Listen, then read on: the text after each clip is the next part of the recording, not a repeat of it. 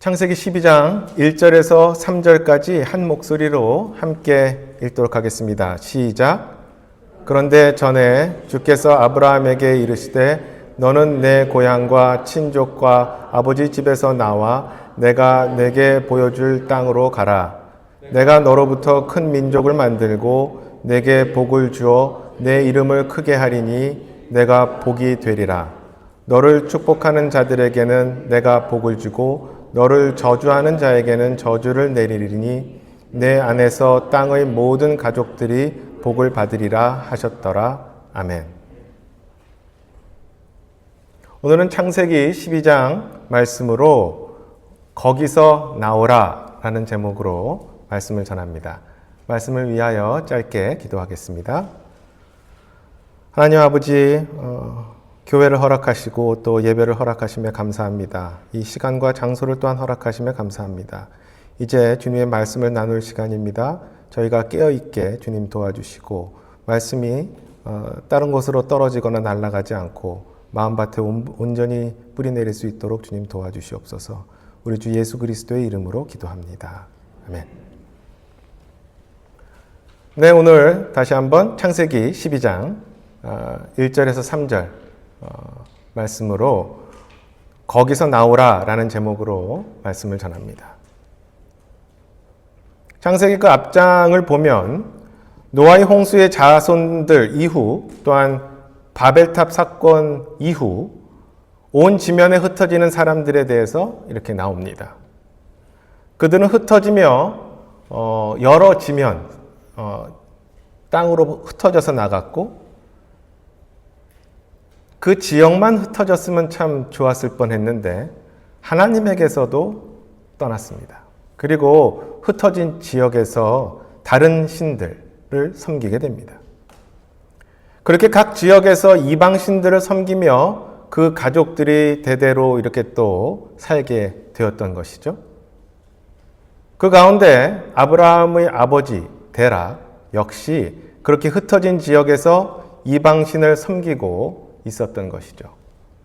여호수아 24장 2절을 보면 여호수아가 온 백성에게 이르되 주 이스라엘의 하나님께서 이같이 말씀하시기를 옛날에 너희 조상들 곧 아브라함의 아버지이자 나홀의 아버지인 데라가 강 저편에 거하며 다른 신들을 섬겼으나 이렇게 말씀하고 있습니다.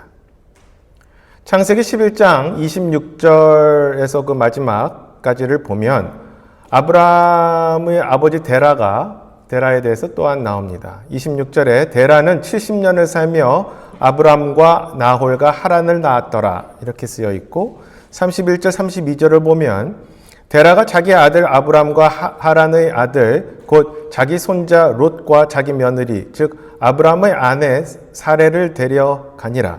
그들이 그들과 함께 갈대아 사람들이 우르에서 떠나 가나안 땅으로 가려 하였으며 하란에 이르러 거기 거하니라.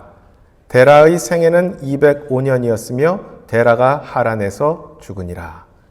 아멘. 이렇게 데라의 인생에 대해서 또한 짧게 나오는 것이죠. 이렇게 데라가 205년을 살고 하란에서 죽게 됩니다. 즉 훗날 바빌론 땅, 지금의 이라크에 있는 우르에서 나와서 가나안의 약 700km 정도 북쪽에 있는 하란이라는 곳에서 데라와 그 가족이 머물다가 거기서 데라는 죽게 된 것이죠. 어쩔 때는 영어로 볼 때 좀 의미가 이렇게 말씀에 강하게 올 때가 가끔 있습니다. 뭐 잘하는 건 아니지만 그래도 그것은 아마도 동사가 먼저 나와서 그런 것 같아요. 우리나라 말은 끝까지 들어봐야 된다 그러잖아요. 마지막에 동사가 바뀌어지면은 여태까지 기도했던 게 싹 없어질 수도 있고, 그렇죠? 근데 동사가 먼저 강하게 나오고 그 뒤에 목적어나 보조적인 그러한 사항들이 그 뒤에 나오는 어순이기 때문에 아마도 그러지 않을까라는 생각을 하는데요. 하여튼 1절을 다시 한번 읽어보면 이렇게 되어 있습니다. 그런데 전에 주께서 아브라함에게 이르시되 너는 내 고향과 친족과 아버지 집에서 나와 내가 내게 보여줄 땅으로 가라. 아멘. 이렇게 쓰여 있죠. 그런데 히브리어 혹은 킹제임스 그 영어 어순을 그대로 그냥 직역을 이렇게 해보면은 이제 주님께서 아브라함에게 말씀하셨다. 너 자신을 데리고 나와라. 이렇게 먼저 얘기를 하세요. 너희 나라로부터, 그리고 너희 친족으로부터, 그리고 너희 아버지의 집으로부터, 그런 다음에 내가 너에게 보여준 그 땅으로 가라. 이렇게 말씀하시죠. 우리말로는 좀 어색한 표현일 수 있겠지만 어순을 바꿔서 동사부터 하면은 조금 강하게 이미 그 느낌이 옵니다. 하나님께서는 여기서 get thee out 이렇게 얘기해요. 즉 너 자신을 데리고 나와라 이런 얘기입니다. 먼저 강하게 그렇게 말씀을 하신 것이죠. 사실 하나님께서는 아브라함에게 그들이 우상을 숭배하고 있었기에 그 지역과 그 사람들과 그 가족들이 다른 사람들의 눈치를 보지 말고 다른 사람들의 의견을 듣지 말고 내가 너에게 이전에 말한 대로 거기서 당장 나와라 하고 강하게 말씀하신 것입니다. 그래서 어디서 나오는가? 내 고향과 내 친족과 아버지 집에서 나오라고 말씀하십니다. 그리고 어디로 가는가? 내가 너에게 보여준 그 땅으로 가라 라고 말씀을 하신 것이죠. 어쩌면 거기서 나와라 먼저 이 얘기를 탁 들으면은 동사를 먼저 이렇게 탁 들으면은 어쩌면 깜짝 놀라서 굉장히 당황했을 수도 있습니다. 그 이유는 사실 인생의 굉장한 큰 결정을 요구하는 것이기 때문에 그렇습니다. 그 당시는 특히 친족 사회 아니겠습니까? 가까운 친족들이 같이 모여서 사는 그 친족과 가족이 모여서 한 집단을 이루며 그렇게 살고 있는 때입니다. 그런데 그 주위를 살피지도 말고 가족도 떠나고 거기서 나오라 라고 말씀하신 것이죠. 아브라함에게는 정말로 큰 결단을 내리라고 요구하신 것입니다. 우리는 참으로 다른 사람들을 따라가는 것이 사실 얼마나 쉬운지, 그리고 하나님과 그분의 음성을 따라가는 것이 얼마나 쉽지 않은 일인지 잘 알고 있습니다. 유튜브의 몰래카메라 영상인데 어떤 사람이 골목을 이렇게 지나가는데요. 갑자기 골목에서 수십 명의 사람들이 막 나오면서 자기가 걷고 있던 반대 방향으로 막 소리 지르면서 뛰어갑니다. 자기를 향해서 오는 것이죠, 막. 그랬더니 이 사람도 갑자기 영문도 모르고 그 사람이 쫓아가서 그 사람 무리가 쫓아가는 곳으로 그냥 막 뛰어갑니다, 같이. 남들이 뛰니까 자기도 같이 뛰는 것이죠. 왜 그렇게 뛰었냐고 물어보면 저 많은 사람들이 같이 뛰니 나도 그냥 뛰었다. 이렇게 됩니다. 그런데 출애굽기 23장 2절은 이렇게 말씀하십니다. 너는 군중을 따라서 악을 행하지 말며 소송에서 재판을 굽게 하려고 다수를 따라서 기우는 말을 하지 말라. 우리의 귀는 참으로 얇고 우리는 남들이 말하는 것에 참으로 민감하며 때로는 군중들 속에 익명으로 숨고 싶어 합니다. 그냥 그들을 따라가고 그 안에 있고 싶어 합니다. 또 한편으로는 영어의 표현에서는 남의 마당이 더 푸르러 보인다라는 속담이 있죠. 항상 남의 것이 좋아 보이고 그것을 보면 내 것은 초라해 보이고 때로는 내가 가는 길이 맞는지도 모르겠고 그냥 남들과 함께 묻혀 있는 것이 나올 수도 있고 남들이 하는 대로 쫓아가면 그나마 좋은 거가 될 수 있고 괜히 나 혼자 따로 있다가는 남들이 갖고 있는 그 마당이 푸르러 보일 수 있다는 것이죠. 그런데 주님께서 우리에게 바라는 것은 우리가 바라는 것과 참 어쩔 때는 맞지 않습니다. 인생의 영적인 결정에서 중요한 어떤 결정의 근거가 있어야 되는데요. 우리가 결정을 내릴 때 인생에서 그것은 이 결정이 주님께서 기뻐하시는 결정인가? 그것이 굉장히 그 결정의 근거가 되어야 됩니다. 그것은 바로 내가 주의 음성을 따랐는가라는 이야기겠죠. 때로는 사실 그 결정이 매우 명료하다라는 것을 우리는 알고 있습니다. 중요한 것은 알면서도 섣불리 그것을 행동으로 옮기기 어렵고 때로는 애써 그것을 거부한다라는 것이죠. 그러나 굉장히 명료할 때가 많습니다. 우리는 인생에서 자신이 분명 하나님께서 싫어하시는 것에 둘러싸여 있을 때를 인지할 때가 있습니다. 하나님과의 관계를 막고 있는 것에 둘러싸여 있는 것을 인지할 때가 있습니다. 그런데 많은 경우 지금 현재 내가 있는 것에 익숙함, 그리고 그것이 주는 이점들 때문에 그것을 떠나기 힘들 때가 매우 많죠. 그런데 어느 순간에는 결정해야 될 때가 또한 있습니다. 여러분이 우리가 영적으로 깨어 있다면 말이죠. 중요한 것은 하나님께서 나에게 부담을 그렇게 주셨을 때 믿음으로 한 걸음을 떼는 일입니다. 아브라함은 그 당시 실제로 그가 어디 가야 하는지, 어떤 곳으로 가야 할지, 그곳이 어떤 곳인지 정확하게 알지 못했습니다. 어디로 가라는 말씀은 들었지만 그곳이 어떤 곳인지는 잘 몰랐던 것으로 보입니다. 히브리서 11장 8절을 보면 믿음으로 아브라함은 부르심을 받아 훗날 상속 재산으로 받게 될 곳으로 나가면서 순종하였고 자기가 어디로 가는지 알지 못한 채 나갔으며 아멘. 이렇게 쓰여 있습니다. 즉 어디로 가는지는 알지만 거기가 사실은 어떤 곳인지 정말 미지의 두려움의 세계인 것이죠. 중요한 것은 하나님께서 내가 현재 거하고 있는 것이 하나님과 반대적인 곳에 있다면 그곳에서 나와 믿음으로 한 발을 떼야 하는데 그때 미래에 대한 주님이 주신 확신으로 주님을 신뢰하며 한 걸음을 옮겨야 된다는 것이죠.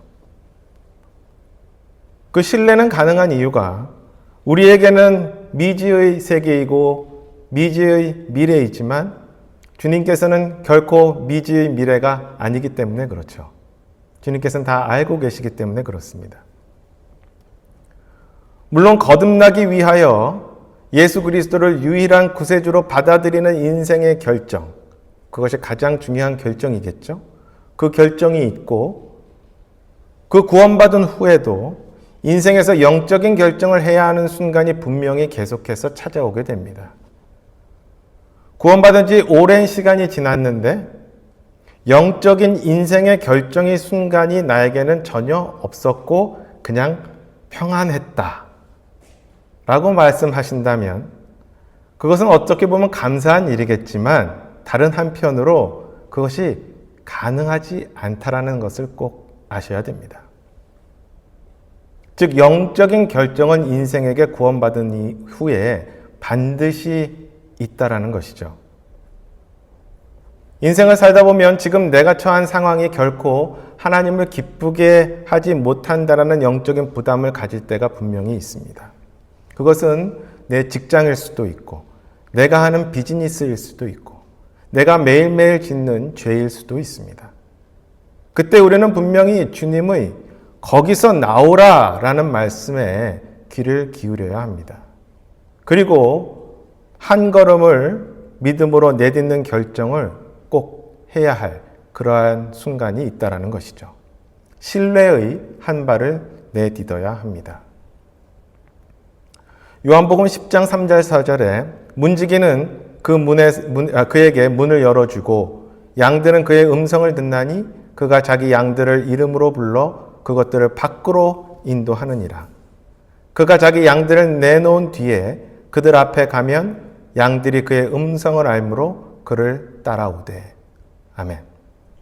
주님은 분명히 우리가 죄 가운데 거하고 있거나 하나님과 나의 관계를 막는 그 상황 안에 있는 나를 발견하게 하셨을 때 분명히 밖으로 우리를 인도하시고 주님이 앞서가며 그를 따라오게 하신다라고 말씀하시는 것이죠. 여기서 주목해야 할 것은 방향성입니다. 마치 내가 마약 중독에서는 나왔지만 대신 도박에 빠졌다 라고 하면 아이고 잘했네. 이런 사람이 누가 있겠습니까? 주님께서 인간에게 요구하시는 원칙 중에 하나는 from이 있고 그 다음에 to가 있습니다. 어디로부터 그리고 어디로. 하나님께서는 그것을 항상 말씀하십니다. 구원받을 때 죄로부터 나와서 예수 그리스도께로 향하는 것. 거룩이라는 것을 봤을 때 나를 떼어놓아 하나님께로 드리는 것. 그렇죠? 이 방향성이 분명히 있습니다. 한 곳에서 나왔다면 어디로 가야 할 것인지를 우리는 알아야 되는 것이죠. 구원의 회개도 마찬가지이고 내가 죄에서 돌아서서 예수 그리스도를 향하는 것처럼 말이죠. 그와 같은 방법으로 지금 하나님께서는 네가 거기서 나와서 내가 보여준 그곳으로 가라 라고 방향을 제시한 것입니다. 즉 죄된 곳에서 당장 나오고 내가 보여준 곳으로 향해 가라 라고 말씀하신 것이죠. 저는 주님께서 우리가 가야 할 곳을 정해주지 않은 상태에서 무조건 나오라고 하지 않으심을 믿습니다. 물론 우리가 한 발을 뗄 때 그 모든 것을 알 수는 없지만 주님께서는 우리가 가야 할 곳을 알고 계시고 그곳으로 이끄실 준비가 되어 계시고 그리고 우리를 그렇게 공급하심을 저는 믿습니다. 그럼에도 불구하고 우리가 한 걸음을 옮기기는 참 쉽지 않습니다. 그러기에 그 시점에서 우리에게 필요한 것은 진정 믿음입니다. 주님은 믿음을 참으로 의로운 믿음으로 여기시는 것이죠. 의로운 행동을 의로운 믿음으로 여기십니다. 의롭다는 것은 다시 한번 옳다는 것이고 그 믿음은 옳은 믿음이라는 것이죠.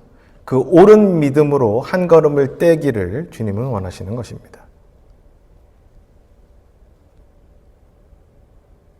다시 한번 말씀드리면 주님을 믿고 한 발을 내딛는 결정을 하고 실행에 옮긴다라는 것은 인간적으로 언제나 그것이 쉬운 일은 아닙니다. 그러나 우리가 분명히 알아야 할 것은 그렇게 믿음으로 결정하여 거기서 나오는 한 걸음을 내딛었을 때 주님께서는 그것을 가만히 우리 보고만 계시는 것이 아니라 축복을 주신다라는 것입니다. 2절에 보면 내가 너로부터 큰 민족을 만들고 내게 복을 주어 내 이름을 크게 하리니 내가 복이 되리라. 아멘. 우선 하나님께서 앞에 옳은 결정을 하게 하고 그것을 실행에 옮길 때 너에게 복을 주겠다라고 말씀을 하시는 것이죠. 여기서 I will bless thee 라고 얘기를 해요. 내가 너에게 복을 주겠다라고 얘기를 하면서 will 이라는 동사를 씁니다. 이거는 굉장히 강한 표현입니다. 굉장히 의지적으로 강한 표현입니다. 그런데 이 복이 물질적인 복 혹은 기복적인 약속이 아닙니다. 그 이유는 아브라함은 대를 이을 단 한 명의 아들만 낳았지 그 약속에 별처럼 많은 그 자손을 바로 주시지 않은 거잖아요. 그렇죠? 가나안 땅에 대해서 약속하셨지만 아브라함은 계속해서 가나안 땅에서 이방인의 모습으로 거하고 있습니다. 그러나 아브라함은 그것이 굉장히 축복의 약속임을 믿었던 것이고 그것이 굉장히 그에게 축복이 되었던 것이죠.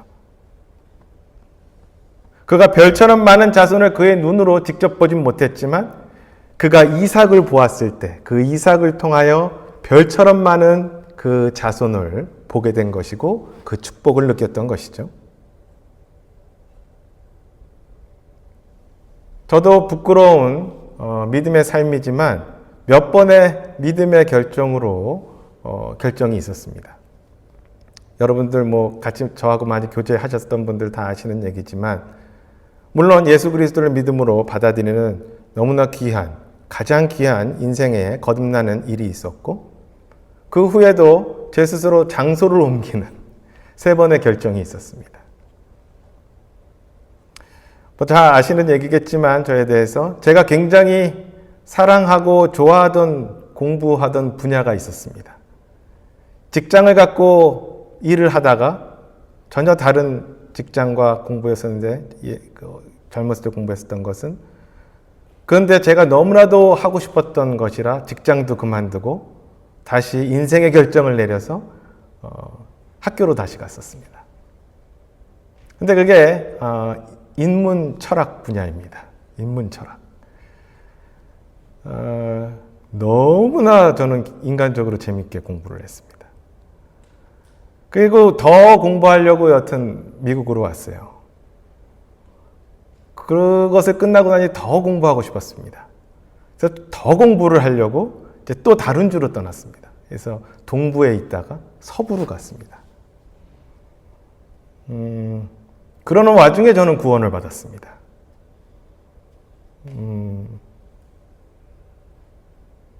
많은 믿음의 갈등이 있었죠.